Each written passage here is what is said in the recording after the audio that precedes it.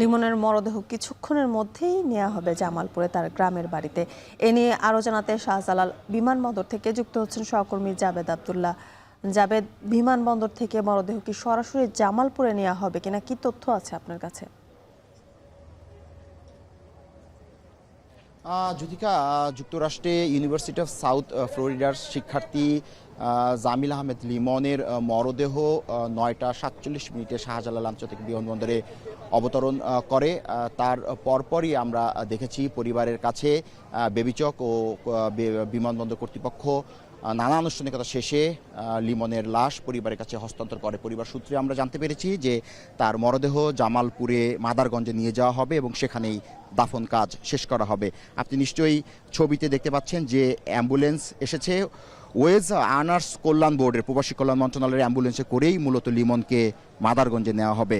প্রায় ১৩,০০০ কিলোমিটার দূর থেকে ৩৫ ঘন্টারও বেশি সময় এমিরেটস এয়ারওয়েজের E5A2 এয়ারলাইন্সে করে লিমনের এই নিথর মরদেহটি দেশের মাটিতে নিয়ে আসা হয়েছে। আমরা পরিবারের সঙ্গে কথা বলেছি। পরিবার বলেছে যে তারা এই হত্যার বিচার নিশ্চিত দেখতে চায়। কিছুক্ষণ আগেই এখানে প্রবাসী কল্যাণ মন্ত্রণালয়ের সংশ্লিষ্ট কর্মকর্তারা ছাড়াও আমাদের এখানে পররাষ্ট্র মন্ত্রণালয়ের যিনি প্রতিমন্ত্রী রয়েছেন শামা ওবায়দ, তিনি ছিলেন। তিনি বলেছে যে এই হত্যাকাণ্ডের সুষ্ঠু তদন্তে দুই দেশ একযোগে কাজ করছে এবং এই হত্যার বিচার নিশ্চিতে বাংলাদেশ যুক্তরাষ্ট্রের সঙ্গে যোগাযোগ রেখে যাচ্ছে এবং এই পরিবারটিকে সব ধরনের সহযোগিতা করবে পররাষ্ট্র মন্ত্রণালয় বলে জানিয়েছে শামা ওবায়দ। আপনি নিশ্চয়ই ছবিতে দেখতে পাচ্ছেন এটি হৃদয় বিদারক ঘটনা।